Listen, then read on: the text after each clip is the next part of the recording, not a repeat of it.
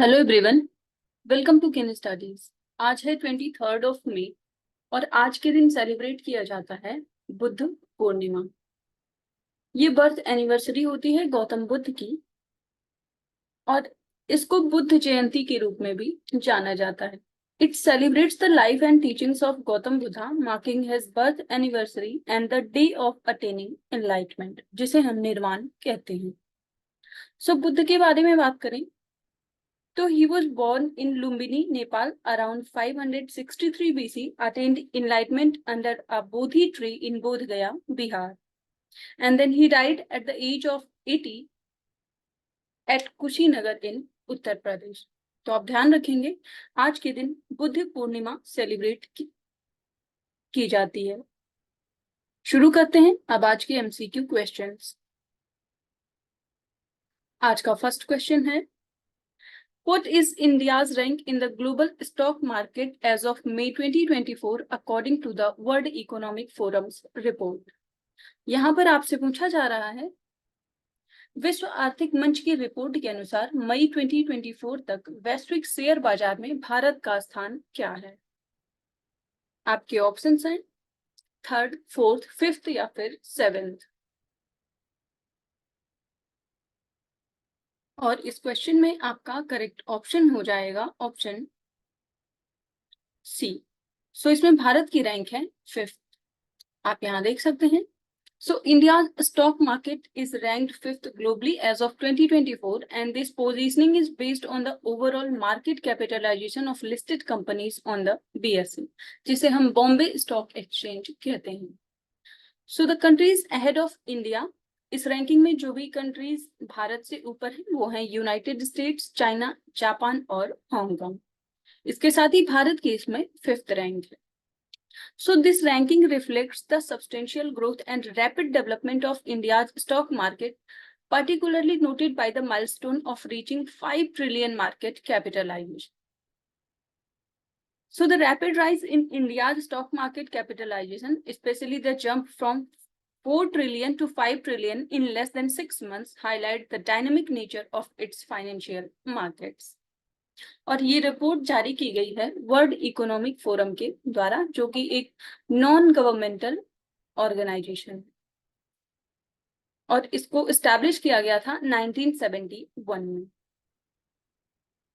इसका हेडक्वार्टर है Geneva, Switzerland में, और इसकी जो एनुअल मीटिंग्स है वो दावोस में आयोजित की जाती है।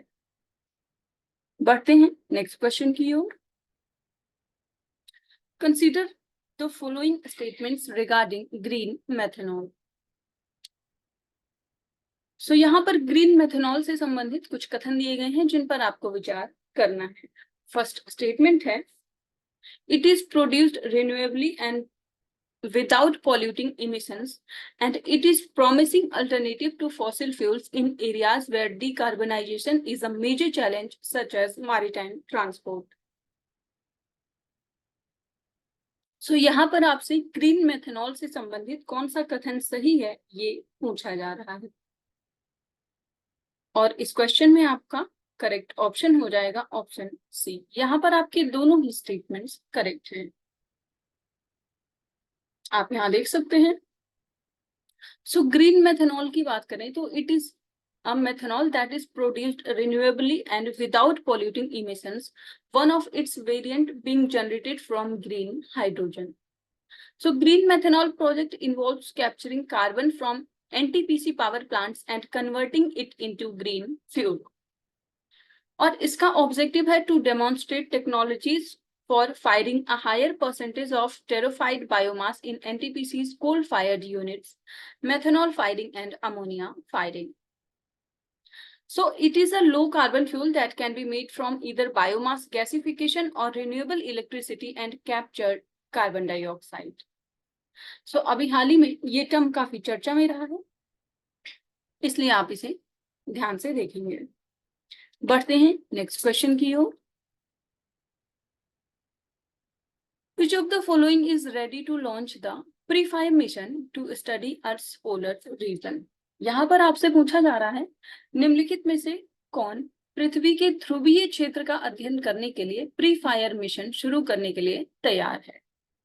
आपके ऑप्शंस हैं national aeronautics and space administration, या फिर Indian space research organisation, third Japanese aerospace exploration agency, या रोमानियन स्पेस एजेंसी। आपको बताना है कि किस देश की स्पेस एजेंसी ने प्री फायर मिशन शुरू करने जा रही या शुरू करने के लिए तैयार है। और इस क्वेश्चन में आपका करेक्ट ऑप्शन हो जाएगा ऑप्शन ए। सो ये मिशन है नासा का। आप यहाँ देख सकते हैं the national aeronautics and space administration has launched the polar radiant energy in the far infrared experiment mission on May 22nd। So इसका मेन एम है to study the Arctic and Antarctic regions.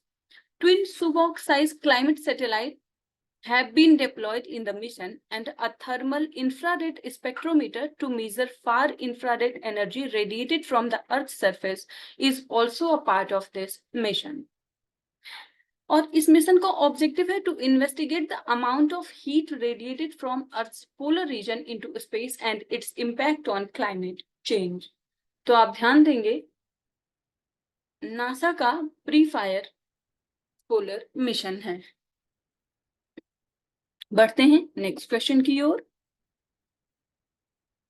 What is the rank of India in the World Economic Forum's Travel and Tourism Development Index 2024?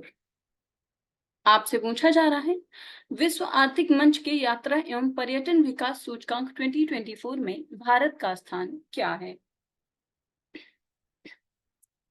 आपके options हैं 42nd, 39th, 36th या फिर 47th। और इस question में आपका correct option हो जाएगा option B. So world economic forum के द्वारा जारी किया गया जो ट्रेवल एंड टूरिज्म इंडेक्स है उसमें भारत की रैंकिंग है 39th। आप यहाँ देख सकते हैं। So as tourism activities returned to pre-pandemic levels, India's rank on the World Economic Forum's Travel and Tourism Development Index 2024 reached 39th position, जो कि 2021 में थी 54th. So USA is at the top of the World Economic Forum's Travel and Tourism Development Index 2024. इसके साथ ही Spain, Japan, France, and Australia are among the top 5 in this index. And India is ranked highest in the South Asia and among the lower middle income economies. तो आप ध्यान रखेंगे इस वर्ष के travel and tourism index में भारत की ranking है 39 और फर्स्ट प्लेस पर है यूएसए। बढ़ते हैं नेक्स्ट क्वेश्चन की ओर। The Carlsberg ridge is located in which of this ocean? यहाँ पर कार्लसबर्ग रिज के बारे में पूछा जा रहा है कि वो किस महासागर में स्थित है। आपके ऑप्शंस हैं Atlantic ocean, Indian ocean, Pacific ocean या फिर आर्कटिक ओशन। और इस क्वेश्चन में आपका करेक्ट ऑप्शन हो जाएगा ऑप्शन बी। सो कार्लसबर्ग रिज ये स्थित है इंडियन ओशन में। आप यहाँ देख सकते हैं Carlsberg Ridge is an underwater mid-oceanic ridge situated in the Indian Ocean, specifically in the northwest region. So it is a part of the complex tectonic structure of the region, and it separates the Arabian plate from the Indian plate. So recently, India has applied to the International Seabed Authority for licenses to explore the Carlsberg Ridge and Afanse Nikitan Seamount for minerals like cobalt and manganese, जिस वजह से अभी काफी चर्चा में रहा है। बढ़ते हैं नेक्स्ट क्वेश्चन की ओर। Consider the following statements regarding United Nations convention to combat desertification. यहाँ पर संयुक्त राष्ट्र कन्वेंशन टू कॉम्बैट डिजर्टिफिकेशन के संबंध में कुछ कथन दिए गए हैं जिन पर आपको विचार करना है। फर्स्ट स्टेटमेंट है it was established in 1992 and second it is the sole legally binding international agreement linking environment and development to sustainable land management. और आपसे पूछा जा रहा है कि संयुक्त राष्ट्र कन्वेंशन टू कॉम्बैट डिजर्टिफिकेशन से संबंधित कौन सा कथन यहाँ पर सही है, ये आपको बताना है। सो इस क्वेश्चन में आपका करेक्ट ऑप्शन हो जाएगा ऑप्शन बी। यहाँ पर आपका सेकेंड स्टेटमेंट सही है जबकि फर्स्ट इनकरेक्ट है। United Nations convention to combat desertification, इसको स्टैब्लिश किया गया है 1994 में। आप यहाँ देख सकते हैं। So it was established in 1994 and the convention addresses specifically the arid, semi-arid and dry subhumid areas known as dryland, where some of the most vulnerable ecosystems and people can be found. So the convention's 197 parties work together to improve the living conditions for people in drylands, to maintain and restore land and soil productivity, and also to mitigate the effects of drought. So India for the first time hosted the 14th session of the Conference of Parties, जिसको हम COP14 कहते हैं, of the United Nations Convention to Combat Desertification in September 2019. So पहली बार भारत ने COP14 का आयोजन किया है 2019 में। सो UNCCD की बात करें तो आपने देखा कि ये कन्वेंशन है to combat desertification and mitigate the effects of drought, और स्पेसिफिकली ये जो वर्क करता है वो अफ्रीका के क्षेत्रों में काम करता है। सो आज की करंट अफेयर सेशन में इतना ही। Thank you for watching. Do like, share and subscribe.